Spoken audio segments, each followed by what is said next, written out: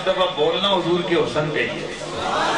تو میں نے کہا انشاءاللہ، ویسے بھی حضرات آپ کے علم میں ہونا چاہیے کہ یہ جو ہمارے یہ جلسے، یہ میلاد، یہ پروگرام، ان کا مقصد صرف یہ ہوتا ہے ہم حضور کے حسن و جمال کی باتیں کریں، حضور کے قول و کردار کی باتیں ہوں، حضور کی صورت و سیرت کے تذکرے ہوں، آقا حضور کی ختم نبوت کی باتیں ہوں، نبی کے اخلاق حمیدہ کی باتیں ہوں، حضور کے اوصاف جمیلہ کے تذکرے ہوں، حضور کی شان کریمانہ کا بیان ہو، الغرض حضور کے لب، حضور کے دہن، حضور کے زکن، حضور کے بدن، نبی کے تکلم، نبی کے تبسم، میرے آقا کے عینین، میرے نبی کے شفتین، میرے نبی کے یدین، میرے نبی کے رجلین، میرے آقا کے بطن، میرے نبی کے بدن، میرے رسول کے پسینے، میرے نبی کے سینے، میرے نبی کے مدینے، میرے نبی کے حسن و جمال، میرے نبی کے صحابہ، میرے نبی کی آل،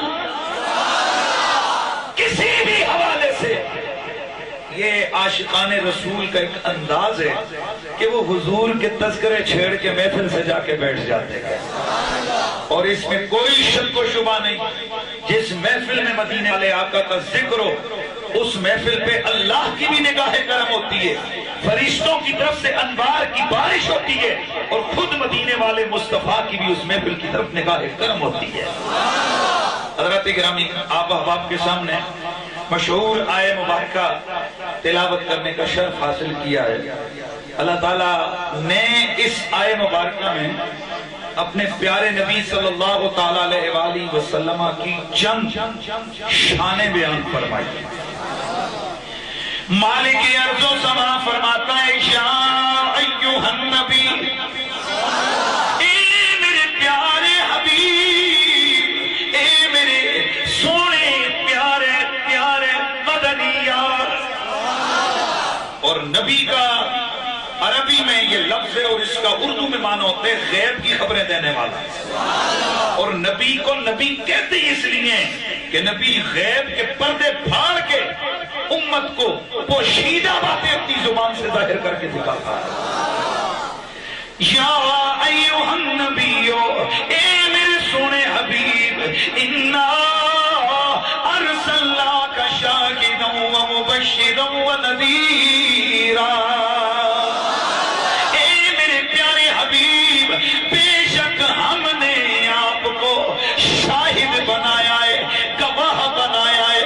اور میرے سیدی اعلیٰ حضرت نے اس کا ترجمہ فرمایا میرے محبوب، ہم نے آپ کو حاضر و ناظر بنا کر بھیجا ہے، مبشرا و نذیرا، ہم نے آپ کو خوشخبریاں سنانے والا، ڈر سنانے والا بنا کر بھیجا، وداعیا الی اللہ بإذنہ، اللہ کے اذن کے مطابق، اللہ کے اذن سے اسی کی جانب بلانے والا بنا کر بھیجا، وسراجا منیرا، اے حبیب، ہم نے آپ کو چمکتا ہوا چراغ بنا کر بھیجا ہے۔